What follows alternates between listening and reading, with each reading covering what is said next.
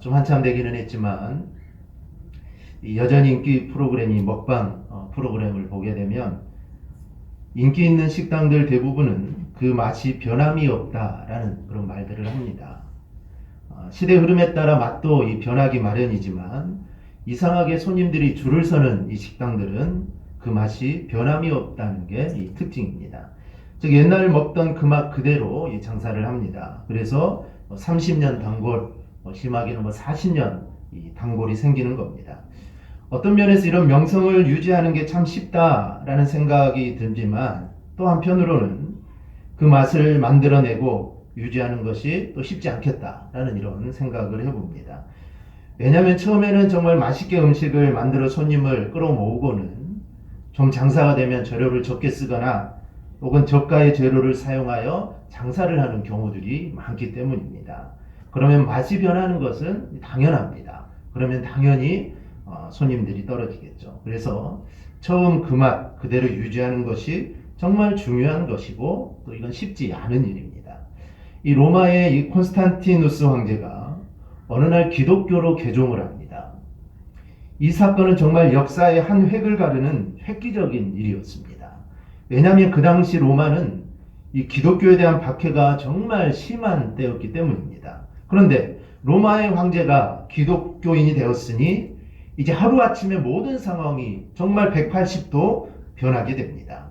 이 콘스탄티누스가 대제가 기독교인이 된 직접적인 이유는 이 막센치우스와의 전쟁 중에 하늘에 나타난 십자가를 목격하게 됩니다. 그 십자가를 목격하고 나서 그가 기독교로 개종을 하고 그 1113년에 밀라노 칙령을 내려서 기독교를 합법화합니다. 그리고 로마 제국의 공식 종교로 기독교를 인정을 합니다.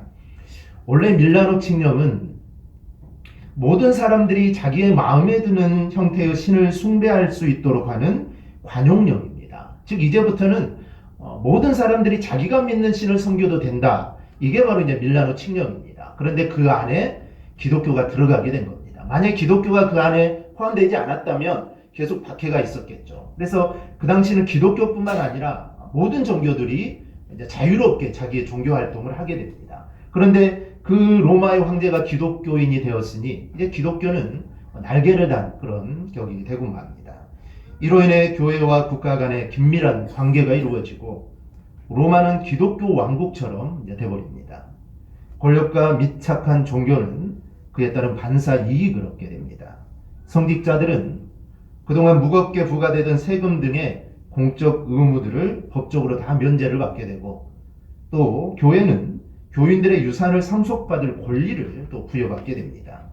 그 이외에 정말 유례 없던 정말 많은 물질적 법적 특권들이 이제 주어지게 됩니다.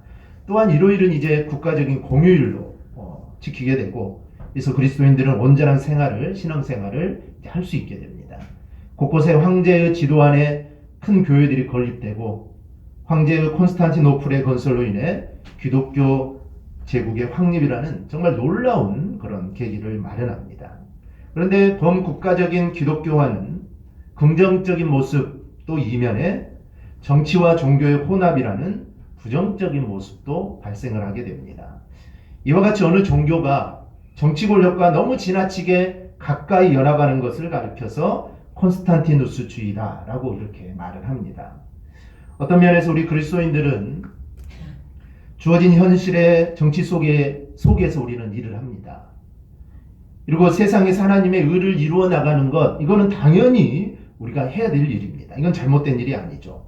그리고 이건 일반 종교인들도 마찬가지입니다. 그런데 이 종교인이 정치 권력과 너무 불건전하고 불신앙적인 동맹이 이루어지는 이 콘스탄티누스주의는 우리가 정말 경계해야 합니다. 특히 세상 속에서 하나님 나라를 세우는 그리스도인들은 이런 위험성을 더 깊이 인식하고 우리는 경계를 해야 합니다. 2010년 6월에 모든 걸 다 내려놓고 갑니다. 얼마가 될지 모르는 남은 인생은 초심으로 돌아가 진솔하게 살고 싶습니다. 라는 말을 남기고 잠적한 서울 화계사 주지 수경승려의 다시 길을 떠나며 라는 기사가 언론에 실린 적이 있습니다. 나름 힘 있는 자리, 즉 화계사 주지의 자리를 내려놓고 조계종 승적도 반납하고 초심으로 돌아가기 위해 잠적을 합니다. 이 모습을 보면서 우리가 같은 신앙인으로서 신앙의 본질이 무엇인가 우리가 다시 한번 생각을 하게 됩니다. 그분은 승려직과 더불어 NGO 활동을 함께 했는데요. 그분은 현재 자신이 하고 있는 그 삶을 돌아보며 고민을 하다가 이대로 살면 제 인생이 너무 불쌍할 것 같습니다. 대접받는 중노릇하면서 스스로 속이는 위선적인 삶을 이어갈 자신이 없습니다. 라고 말을 합니다. 이것은 종교는 다르지만 우리 신앙인으로서 가장 중요한 본질이 무엇인가를 우리에게 이야기해 줍니다. 자신이 가는 길이, 즉 내가 가는 길이 이게 본질이 아니라는 것을 깨닫는 바로 그 순간 그는 가던 길을 멈추고 다시 길을 떠나게 된 겁니다. 즉 처음 가졌던 초심으로 다시 돌아간 겁니다. 수경승려와 종교는 다르지만 그의 이런 모습은 우리가 삶 속에서 정말 끊임없이 본질을 회복해야 하는 우리 그리스도인으로서 우리가 한 번쯤 생각해 봐야 할 문제입니다. 즉 교역자는 교역자로서 또 직분자는 직분자로서 본질에 합당한 삶을 살고 있는가. 오늘날 우리 교회가 정말 주님의 피로 갖추고 사신 그 교회로서의 본질을 우리가 행하고 있는가. 아니면 콘스탄티누스주의에 빠져 방황하고 있지는 않은가. 우리는 이 질문들을 계속해서 우리는 되물어 보아야 합니다. 세상은 끊임없이 우리 그리스도인들을 이 콘스탄티누스주의로 만들려고 합니다. 즉 세상의 뜻대로 권력과 금력이 주는 이익에 이 매력에 우리가 빠지게 되면 우리는 돌이킬 수 없는 늪에 빠지게 됩니다.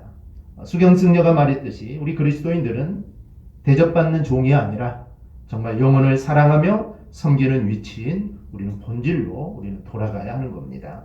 물론 우리 기독교 안에도 자신의 모든 걸 내려놓고 초심으로 돌아간 분들이 계십니다. 그 가운데 지구촌 교회에 진재혁 목사님이 계십니다. 아마 매스컴을 통해 아마 다 들어보셨을 겁니다. 그럼 8년의 사역을 마치고 하나님의 뜻을 따라 케냐 선교사로 나설 것이라고 주일 설교 시간에 밝힙니다. 그 사실로 인해 교회와 한국교회가 술렁었습니다. 왜냐하면 특별한 결석 사유가 없는 한 정년까지 임기가 보장되는 담임 목사고 그것도 한국의 침례교회 중에 가장 큰 교회일 뿐만 아니라 국내 교회 중에서 건강성이 가장 좋다는 그 뛰어난 교회 담임 목사입니다. 그리고 손가락 꼽힐 정도의 대형 교회의 담임 목사입니다. 그런데 그는 평안한 길을 버리고 오직 케냐의 선교사로 나선다라는 그의 말에 모두가 놀라게 됩니다.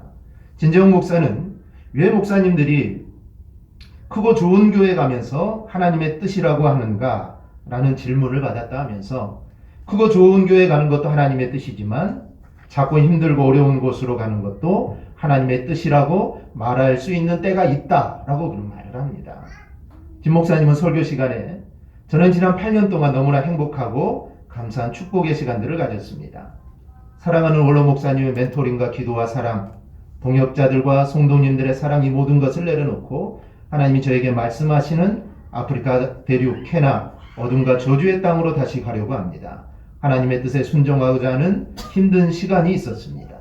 아브라함의 말씀에 순종하여 가듯이 믿음의 길을 순종하여 가고자 합니다. 지금 가장 행복하고 감사한 시간이지만 이 시간 떠나고자 합니다. 이렇게 안정된 대형교회 담임 목사직을 내려놓고 선교사로 나가신 분들이 많이 있습니다. 그분들이 하는 말씀을 들어보면 한결같이 말씀하시는 것이 초심입니다. 요한계시록 2장과 3장을 보면 7교회에 대한 말씀이 나옵니다. 그중 한 교회인 에베소 교회, 정말 대단하고 훌륭한 교회입니다. 얼마나 대단한지 2장 2절로 3절을 보면 주님으로부터 이런 칭찬을 받습니다. 내가 내 행위와 수고와 내 인내를 알고 또 악한 자들을 용납하지 아니한 것과 자칭 사도라 하되 아닌 자들을 시험하여 그의 거짓된 것을 내게 드러낸 것과 또 내가 참고 내 이름을 위하여 견디고 게으르지 아니한 것을 아노라. 에베소 교회는 정말 주님을 위해 수고한 교회고 정말 믿음으로 인내한 교회입니다. 또한 악한 자를 내어 쫓는 신앙의 결단이 있었던 교회입니다. 또한 주님을 위해 게으르지 않고 정말 열심을 있었던 교회입니다. 정말 대단한 교회요, 대단한 성도들이었습니다. 그런데 그랬던 에베소 교회 성도들이 주님으로부터 책망을 받습니다. 그 이유가 무엇입니까? 4절 5절에 나오는데요. 우리 4절 5절 우리 함께 봉독합니다. 그러나 너를 책망할 것이 있나니 너의 처음 사랑을 버렸느니라. 그러므로 어디서 떨어졌는지를 생각하고 회개하여 처음 행위를 가지라. 만일 그리하지 아니하고 회개하지 아니하면 내가 내게 가서 내 촛대를 그 자리에서 옮기리라. 아멘. 즉 첫사랑을 버렸다는 겁니다. 첫 믿음을 버렸다는 겁니다.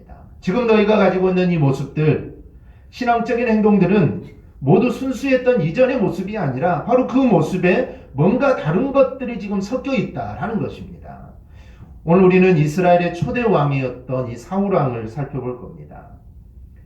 사실 사울이 이스라엘의 초대 왕이지만 근본적으로 이스라엘의 왕은 하나님입니다. 즉 왕이 다스리지만 그래도 이스라엘의 왕은 진정한 왕은 하나님이시죠. 근데 사무엘상 8장을 보면 이 사실을 인정하지 않는 사람들이 다른 나라처럼 우리에게도 왕을 좀 세워달라고 합니다. 이것은 단순히 왕을 세워달라는 것이 아닙니다.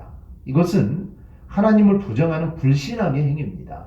즉 왕이 있는데 다른 왕을 세워달라는 것은 이것은 반란이죠. 즉 하나님의 입장에서는 이것은 지금 이스라엘 사람들의 불신앙의 행위로 하나님은 받아들일 수밖에 없습니다. 그래서 사무엘상 8장 7, 8절을 보면 여호와께서 사무엘에게 이르시되 백성이 내게 한 말을 다 들으라. 이는 그들이 너를 버림이 아니요 나를 버려 자기들의 왕이 되지 못하게 함이니라. 내가 그들을 애굽에서 인도하여 낸 날부터 오늘까지 그들이 모든 행사로 나를 버리고 다른 신들을 섬김같이 내게도 그리하는도다.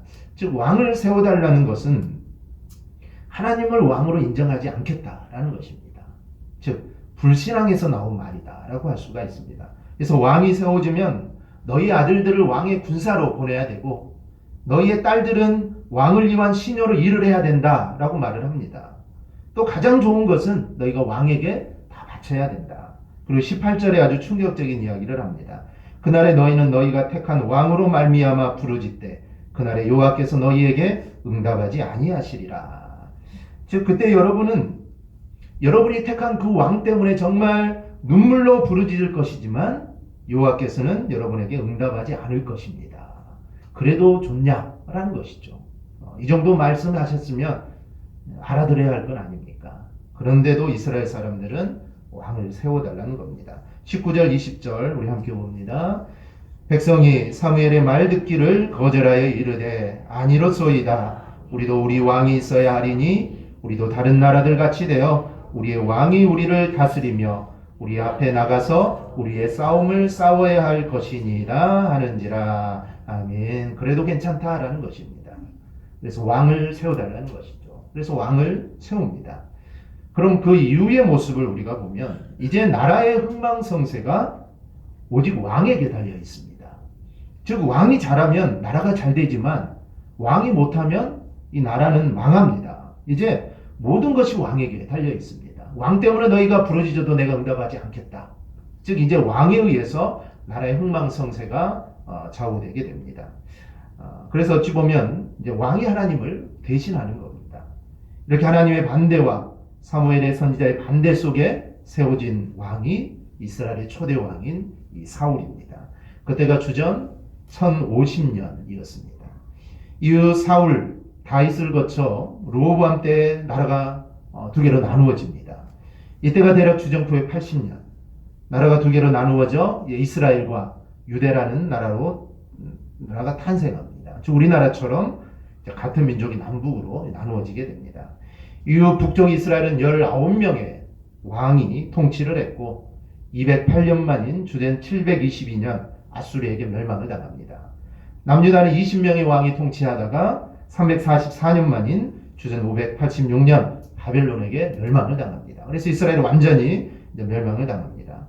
오늘부터 우리는 주로 예배 시간에 사울, 다윗, 솔로몬을 포함하여 유대의 20명의 왕과 북쪽 이스라엘 19명, 총 42명의 왕의 행적을 이제 살펴보려고 합니다. 그 중에는 우리가 사울, 다윗, 솔로몬 이렇게 유명한 왕도 있지만 우리가 듣기에 이름도 정말 생소하고 성경에 봐도 기록이 정말 몇 줄만 기록된 왕들도 성경이 정말 많습니다. 그 중에 오늘은 서두에서 말씀드린 것처럼 사울 왕입니다. 제가 서두에서 이 초심에 대해서 계속 좀 길게 이야기를 했는데 사울 왕을 한마디로 우리가 정의하면 초심을 지키지 못한 왕입니다. 즉 초심을 지키지 못해서 망한 왕이 바로 이 사울 왕입니다. 그럼 첫째로 먼저 이 사울이 어떤 사람일까요? 사무엘상 9장 1, 2절을 보면 이 사울에 대한 신상이 나옵니다. 베냐민 지파에 기스라 이름하는 유력한 사람이 있으니 그는 아비엘의 아들이요 스롤의 손자요 베고랏의 증손이요 아비야의 현손이며 베냐민 사람이더라. 기스에게 아들이 있으니 그의 이름은 사울이요 준수한 소년이라.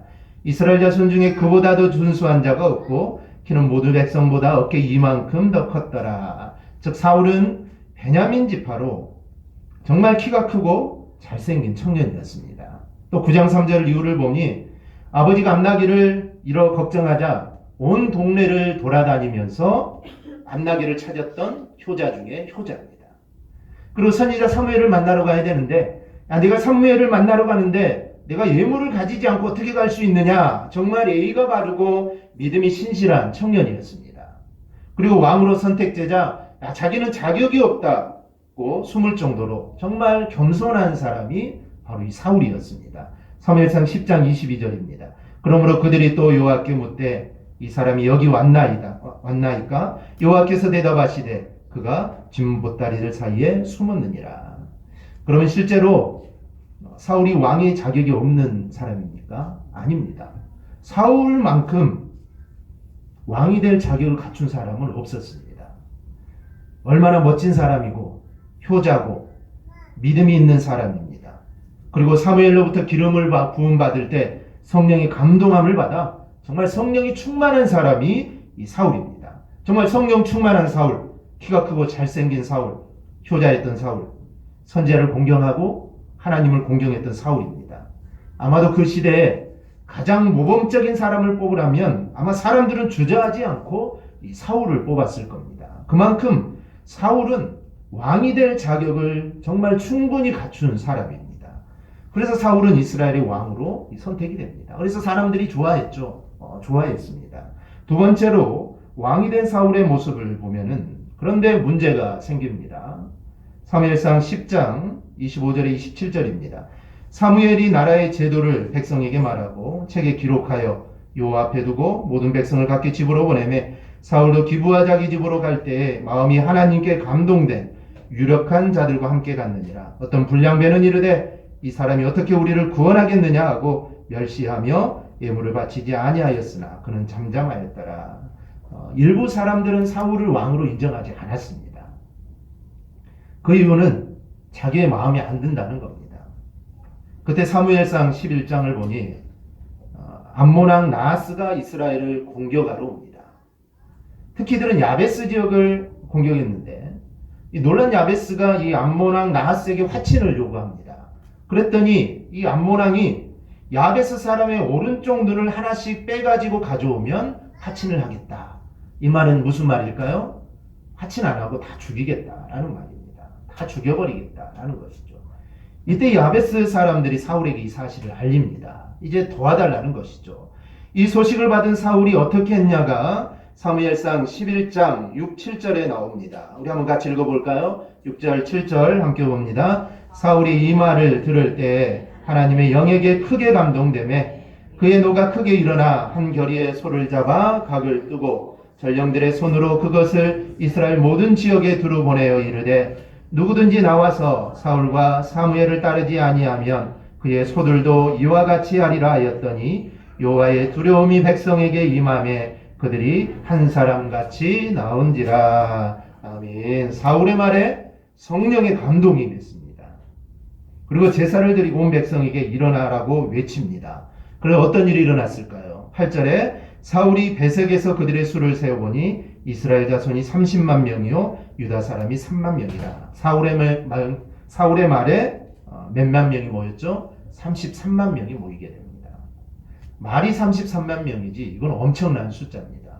우리가 사사기를 보면 기드온이 미디안 사람들과 싸우자 하고 군사를 모았을 때 그때 모인 사람들이 몇 명이었죠? 몇 명이었죠? 작년에 사사기 성경 퀴즈했는데 다 까먹으셨죠? 33,000명이 모입니다. 전쟁에 나가기 싫어하는 사람들 다 돌아가라. 다 돌아가고 10,000명이 남았습니다. 그런데 지금 몇만 명이 모였죠? 33만 명이 모였습니다. 기도원이 사사가 되어서 모이라 했을 때 32,000명밖에 모이지 않았는데 사울의 말 한마디에 33만 명이 모입니다. 그들이 모인 것은 사울을 보고 모인 겁니다. 즉 사울의 이 말 한마디에 2만원 군사들이 모입니다. 이렇게 사울은 정말 성령이 감동한 사람이고 백성들의 신망을 한 몸에 받고 있는 사람이 사울이었습니다. 그리고 9절을 보니 야베스 사람에게 이렇게 말합니다. 무리가 와 있는 전령들에게 이르되 너희는 길르앗 야베스 사람에게 이같이 이르기를 내일 해가 더울 때에 너희가 구원을 받으리라 하라. 전령들이 돌아가서 야베스 사람에게 전하매 그들이 기뻐하니라. 사울은 백성을 안심시킵니다. 그리고 11절에 이튿날 사울이 백성을 3대로 나누고 새벽에 적진 한가운데로 돌아가서 날이 더울 때까지 암몬 사람들을 치매 남은 자가 다 흩어져서 둘도 함께한 자가 없었더라. 즉 암몬 군대를 몰살을 시킵니다. 완전한 승리를 거두죠. 그리고 12절 이후를 보니 이 사울을 왕으로 인정하지 않았던 사람들이 있습니다. 그래서 이스라엘 백성들이 이 사람들을 다 죽이자, 사울을 왕으로 인정하지 않은 사람들을 다 죽이자라고 했을 때 나중에 사울 같으면 다 죽여라 라고 했을 텐데 지금은 그들까지 다 용서하고 그들을 다 포용을 합니다. 그러므로 인해 사울은 모든 이스라엘 사람들에게 인정을 받습니다. 이제 진정한 이스라엘의 왕이 된 겁니다. 여기서 가장 중요한 것이 뭘까요? 가장 중요한 것은 바로 성령의 감동입니다. 그 키가 잘생김이 효성스러운 마음이 아닙니다. 이거는 아무것도 아닙니다. 중요한 것은 성령의 감동입니다. 사울이 그랬듯이 우리가 궁극적으로 승리하는 비결, 그것은 바로 이 성령의 충만입니다. 그런데 우리는 이 사실을 자꾸 잊어버립니다. 즉 조건을, 환경을 승리의 비결로 생각합니다. 그런데 절대 아닙니다. 나중에 보니 그 키가, 그 잘생김이, 효성스러운 마음, 이거는 아무것도 아닙니다. 이스라엘 초대 왕이었던 사울 왕을 통해서 인생의 승리와 정말 성공의 비결이 이 성령 충만임을 우리 모두 깨닫기를 바랍니다. 그러므로 우리도 정말 성령 충만의 삶을 우리도 살아가야 됩니다. 성령 충만이라는 것은 쉽게 말해서 성령님의 지배를 받는 삶이 성령 충만한 삶입니다. 우리 술 드시는 분들을 보면 술에 취하면 뭐의 지배를 받죠? 술의 지배를 받습니다. 그 술이 충만한 것이죠. 술에 취하면 술의 지배를 받습니다. 마찬가지로 성령이 충만하면 성령의 지배를 받는 겁니다. 즉 그렇게 살아가는 사람이 성령 충만한 사람입니다. 즉 성령님의 인도함을 받는 대로 살아가는 사람, 그 사람이 성령 충만한 사람입니다. 오래전 현대식 트럭이 발명되어 이제 막 실용화가 되던 때 인도의 근대식의 이야기입니다. 당시에 농사를 지을 때는 주로 힘이 센 소를 이용해서 밭을 갈곤 하던 시절입니다. 영국의 한 돈 많은 귀족이 자신과 정말 절친인 인도의 한 지역을 다스리는 영주에게 아주 좋은 성능의 트럭을 하나를 선물을 했습니다. 아주 덩치가 큰 트럭을 선물로 받은 인도의 영주는 받은 트럭의 유용을 보고는 아주 내가 좋은 선물을 받았다라고 이렇게 기뻐합니다. 얼마 후에 영국 귀족이 인도를 방문하여 이 트럭을 선물했던 그 친구가 그걸 잘 사용하고 있을까 궁금해서 그 영주가 사는 곳을 방문했다가 아주 크게 놀란 일이 벌어졌습니다. 왜냐하면 항소 서너 마리가 자기가 선물한 트럭을 끌고 있었기 때문입니다. 그래서 영국 귀족은 영주에게 이 트럭은 그렇게 쓰는 것이 아니라 연료통에 휘발유를 넣고 시동을 걸고 운전을 하게 되면 이 트럭이 수십 마리의 황소가 끌 수 있는 힘을 낸다라고 말을 하면서 트럭을 시운전해 주었다는 겁니다. 즉 성령을 알기 전에는 우리의 신앙생활이란 자기 자신의 미약한 힘으로 트럭을 끄는 것과 똑같습니다. 내 약한 힘으로 트럭을 끄니 얼마나 힘들겠습니까? 얼마나 고달프겠습니까? 그러나 성령을 믿고 의지하여 성령의 힘을 받으면, 즉 성령 충만하면 성령이 그 큰 힘으로 우리의 모든 것들을 다 해결해 주시는 겁니다. 즉 성령님께서 우리를 이끌어 가시는 겁니다. 그러므로 우리는 늘 성령의 충만한 삶을 우리는 살아야 합니다. 오늘 사울의 모습은 어떻습니까? 우리가 알고 있는 사울의 모습과는 전혀 다릅니다. 여기까지만 본다면 사울은 다윗보다 더 훌륭한 사람이요, 솔로몬보다, 그리고 그 어떤 왕보다 정말 훌륭한 왕은 이 사울입니다. 사울만큼 이런 훌륭한 왕 없습니다. 사울이 이런 훌륭한 왕이었을 수 있었던 것은 그 이유는 성령 충만했기 때문입니다. 이제 사울은 망가지기 시작하죠.